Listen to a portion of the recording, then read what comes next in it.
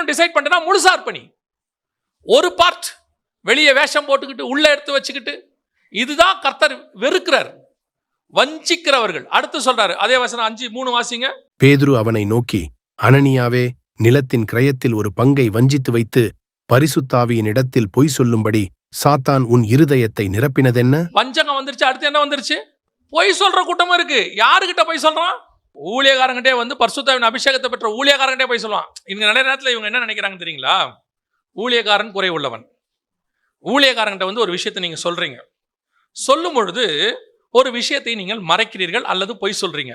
இப்போ உங்க தாட் என்னன்னா, ஊழியக்காரங்கிட்ட நீங்க பொய் சொல்றீங்க, மறைச்சிட்டோம், ஊழியக்காரருக்கு தெரியாது.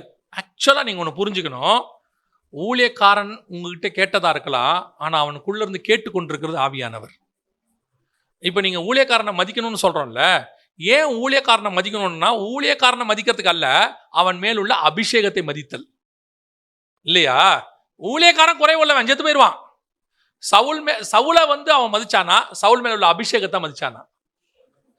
சவுல் மேல உள்ள அபிஷேகத்தை மதிச்சான். உண்மையிலே ஃபாலோ பண்றவன் என்ன பண்ணுவானா, அவனுக்குரிய சுபாவம் இவனுக்குள்ள வரணும்னு நினைப்பான் இல்லையா? இப்போ எலிசா எலியாவை பார்த்து, உன்ன மாதிரியே நான் ஆகணும்னு கேட்கல, உன் மேல இருக்கிறது எனக்கு 2 மடங்கா வேணும் தான் கேட்டான். நீ வேணாம், எனக்கு உன் மேல இருக்கிறது தான் எனக்கு வேணும். புரியுதா? அப்ப அவன் எதை கணம் பண்றான்? எலியாவை கணம் பண்ணல, எலியா மேல இருக்கிற அபிஷேகத்தை கணம் பண்றான். இவன் நம்ம பொதுவாக என்ன நினைக்கிறோம், இவரை மாதிரியே நான் ஆகணும், சினிமா நடிக்கிற முடி வெட்டுறது, அரசியல்வாதினா அவரை மாதிரி ஆகுறது, அதே மாதிரி ஆவிக்குரிய வாழ்க்கையில் நினைக்கிறோம் அவன் தான் ஊழியக்கார மாதிரி. இல்ல நான் எப்பவும் சொல்வேன், ஃபாதர் பெர்கமன்ஸ் மாதிரி நீங்க பாடவே வேண்டாம், ஆனா அவரை மாதிரி அபிஷேகத்துல பாடுங்க, அது நல்லது. அவர் குரல் மாதிரியே நம்ம குரல் வரணும் அதெல்லாம் வேண்டாம். அபிஷேகம் இஸ் இம்பார்ட்டன்ட், அவர் மேல உள்ளது. அதே தான் சொல்றேன், ஒரு ஊழியக்காரங்கிட்ட நீங்கள் பேசும் பொழுது நீங்க என்ன நினைச்சு பேசுறீங்கன்னா, இவருக்கு தெரியாம அப்படியே மறைச்சிட்டா ஓகே ரைட் பரவாயில்ல அப்படி போயிடலாம் நினைக்கிறீங்க. அவருக்கு மறைச்சிட்டீங்க, ஆனா உள்ளுக்குள்ள இருக்கிற அபிஷேகம், அவனுக்குள்ள இருக்கிற ஆவியானவர் கேட்டுக்கிட்டே இருக்கிறார். அது இங்க இவன் சொல்றான், எனக்கு விரோதமாய் நீ பொய் சொன்னே சொல்லல, யாருக்கு விரோதமாய்? சரி, பேதுரு பர்ஃபெக்டா? பேதுரு பர்ஃபெக்டா? வசனம் சொல்லுது பேதுரு மாய்மாலம் பண்ணினான்னு பவுல் எழுதுறாரு. பேதுரு பர்ஃபெக்டா? ஆவியானவர் சொல்றாரு, அந்த துப்பட்டால எல்லாம் வரும்போது பேதுரு சாப்பிடாம என்ன செஞ்சிட்டாரு? விட்டுட்டாரு. துப்பட்டா மேல போயிடுச்சு, புறஜாதியாரோட காரியம் போயிடுச்சு. இப்ப யோசிச்சு பாருங்க, பேதுரு குறை உள்ளவன் தான், அவர் மேல இருக்கிற ஆவியானவர் நிறைவானவர். அவர்கிட்ட தான் உண்மையா இருக்கணும். நீங்க நிறைய பேரு பேதுருகிட்ட உண்மையா இருக்கிறான், ஆவியானவர்கிட்ட போய் சொல்றான். ஏன்னா பேதுருகிட்ட கெட்ட பேர் வாங்கிடக்கூடாதுன்ட்டு பேதுருகிட்ட மறைச்சிட்டான். எல்லாரும் எதிரிலையும் நம்ம கெட்ட பேர் ஆயிடும், மறைச்சிருவோம். அவன் சொல்றான், நீ எனக்கு விரோதமா போய் சொல்ல, யாருக்கு விரோதமா போய் சொல்லிட்ட? பரிசுத்தாவிக்கு விரோதமா போய் சொல்லிட்ட. அப்போ மனம் திரும்பி இருதயத்துல குத்தப்பட்டு வேறுபாடுள்ள வாழ்க்கையாகி எல்லாத்தையும் விற்கணுங்கிற முடிவில் இருக்கிறவனுக்குள்ள என்ன இருக்குது? ஒரு வஞ்சகம் இருக்கு, ஒரு பொய் சொல்லுகிற சுபாவம் இருக்கு. இவர்கள் செத்து போனார்கள் இருக்கு. அப்படிதானே இருக்குது? செத்து போனார்கள் இருக்கு. கர்த்தர் உன் இருதயத்தை பார்க்கிறார், மனுஷனோ முகத்தை பார்க்கிறார். நீ ஸ்பிரிச்சுவலா வந்துட்டேன், வேறுபாடுள்ள வாழ்க்கைக்கு வந்துட்டேன், உலகத்தை வெறுத்துட்டேன், இயேசு வருகை காத்திருக்கிறேன், நான் போக போறேன் எல்லாம் சொல்ற, உன் இருதயம் முழுவதுமாக கர்த்தரிடத்தில் இருக்கிறதா?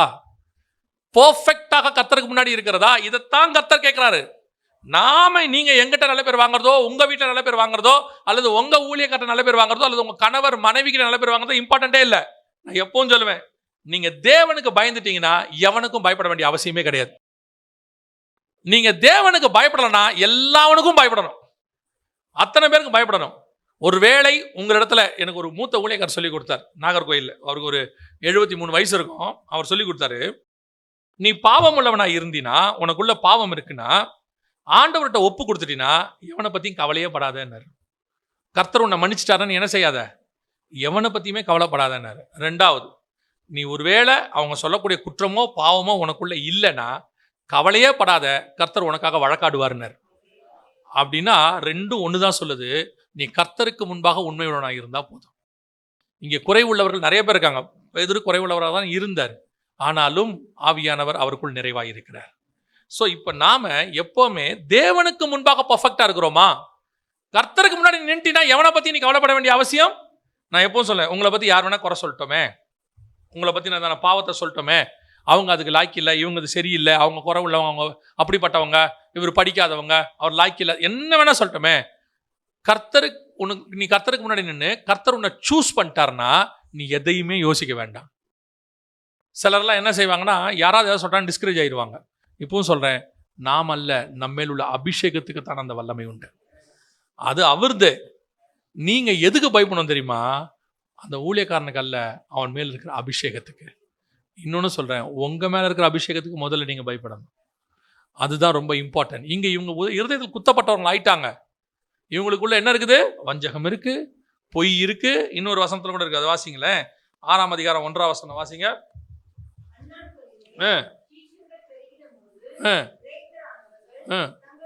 இவங்கெல்லாம் ஒருமனப்பட்டு வந்தவங்க தானே. இப்போ இவங்களுக்குள்ள இன்னும் என்ன இருக்குது? உள்ளுக்குள்ள பாகுபாடு இருக்குது. நீ கிரேக்கன், நான் யூதன். என்ன சபையினுடைய பிரமாணம் என்ன? நான் யூதனும் இல்லை, கிரேக்கனும் இல்லை, அதான பிரமாணம். ஆனால் இப்போ இவங்களுக்குள்ள என்ன இருக்குது?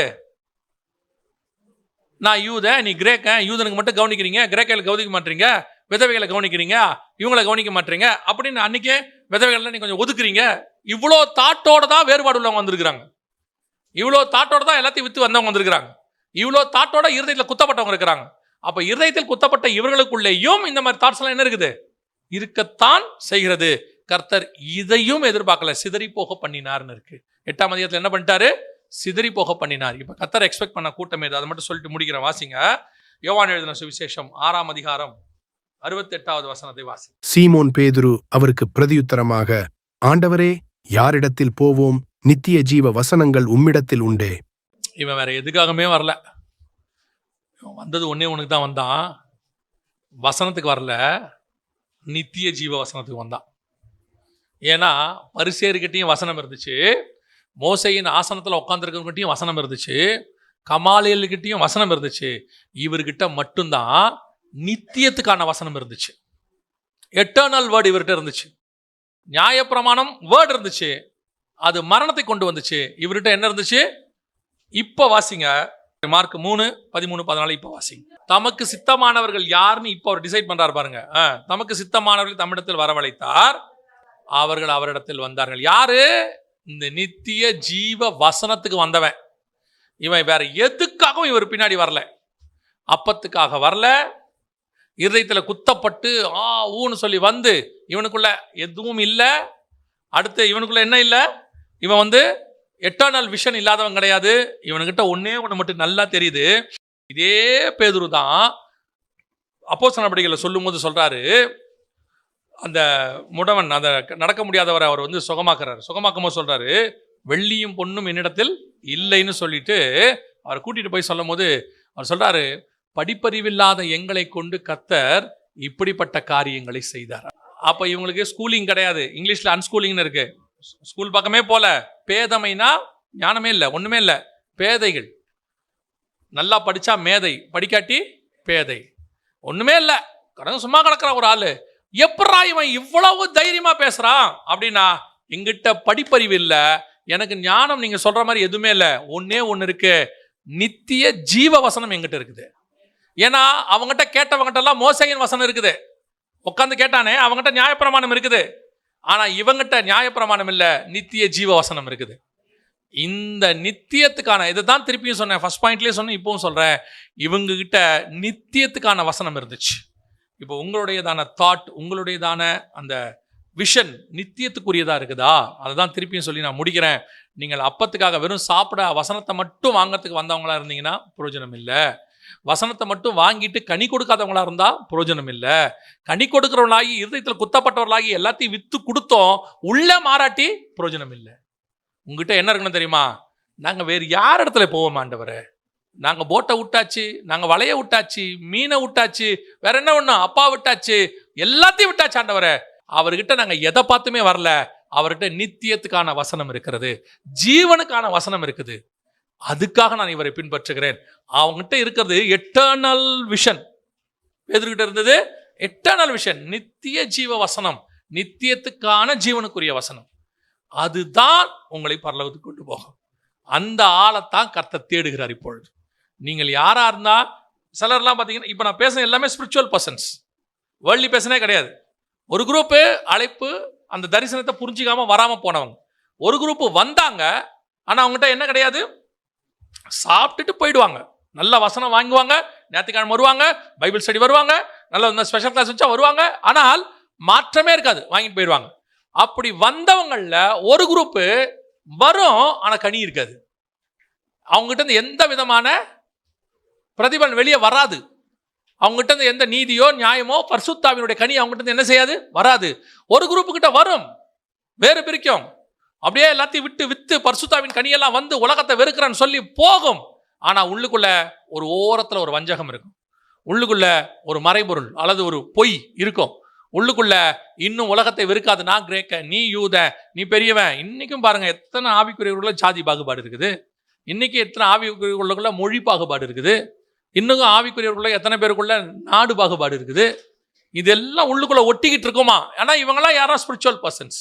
ஆண்டவர் சொல்றாரு, என்ன கேட்கிறாரு, எனக்கு அங்கே ஆணும் இல்லை பெண்ணும் இல்லை, அங்கே மொழி இல்லை, அங்கே வேற எந்த காரியமும் இல்லை, இங்க இருக்கிற எதுவுமே அங்க இல்ல. அந்த வசனம் எனக்கு வேணும். அப்பதான் உங்களால இங்க எல்லாரையுமே நேசிக்க முடியும். எப்பேற்பட்டவங்களையும் உங்களால் நேசிக்க முடியும். இயேசுநாதர் பாருங்க, சகல பாவிகளையும் நேசிக்கிறார்ல. ஏன்னா அவர் எவனையுமே அவர் இங்க உள்ளவனா பார்க்கல, அங்க உள்ளவனா பார்க்கிறாரு. அங்க உள்ள பார்க்கறாரு. ஒரு எது கேட்டாலும் அவர் அங்கத்துக்கு தான் பதில் சொல்வார். எல்லாத்தையும் விட்டு வந்த ஆண்டவரே என்ன கிடைக்கும்? நித்தியத்திலே நீங்கள் நியாயத்தீர்க்கிறவர்களாய் காணப்படுவீர்கள். ஆண்டவரே இங்க என்ன விட்டு போறீங்களே, என்ன பண்ணணும்? உங்களுக்கு ஒரு வாசலத்தை ஆயத்தம் பண்ணுகிறேன், அதை போய் நான் எடுத்துட்டு வரேன். பூமிக்குரியதை பத்தி கர்த்தர் பேசவே மாட்டாரு, நீ நித்தியத்துக்குரியவன். இந்த விஷன் உங்ககிட்ட இருந்தால்தான் உன்னுடைய ஓட்டம் முடிவு பரியந்தம் ஓடும். இல்லைன்னா கம்யூனியன் வாங்குவீங்க, வீட்டுக்கு போயிடுவீங்க, அப்போ ரசம் வாங்கி போயிடுவீங்க, அல்லது ஓடிடுவீங்க, எல்லாம் பண்ணிடுவீங்க. முடிவு பரியந்தம் நிலைக்கிறவன் யாரா இருப்பான் தெரியுமா? நித்திய ஜீவ வசனத்தை உடையவன் தான் முடிவு பரியந்தம் நிற்பான். கடைசியா சொல்றேன், உங்களுக்குள்ள எட்டர்னல் விஷன் இருக்கணும். எட்டர்னல் விஷன் இல்லாம இந்த ஓட்டத்தை ஓடி முடிக்கவே பவுல் சொல்றாரு, தோமா இல்ல, தேமா பிரபஞ்சத்தின் மேல் ஆசை வைத்து என்னை விட்டு விலகி போனான். வந்தான், ஒரே இதே தேமா தான் ஒரு இடத்துல வசனம் சொல்லுது, எனக்காக அவன் தோல் கொடுத்தவன், தன் கழுத்தை கொடுத்தவன் இருக்கு, தனக்காக என் கழுத்தை கொடுத்தவன். அதே தேமா உலகத்துக்கு பின்னாடி ஓடிட்டான் இருக்கு. ஏன் தெரியுமா?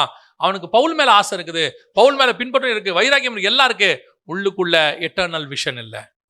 அவன் ஒருவேளை பவுலுக்காக கழுத்து கொடுக்காம இருந்திருந்தாலும் எட்டர்னல் விஷன் இருந்தால் அவன் கடைசி வரைக்கும் பவுலோடு கூட வந்திருப்பான். அல்லேலூயா. அப்ப இங்க நடக்கிற எதையுமே நான் சொல்றேன், என் அனுபவத்துல சொல்றேன், அந்த விஷன் உங்களுக்குள்ள வந்துட்டா இங்க இருக்கிற எதுவுமே உங்களை அசைக்காது, எதுவுமே உங்க பாதையை விட்டு விளக்காது.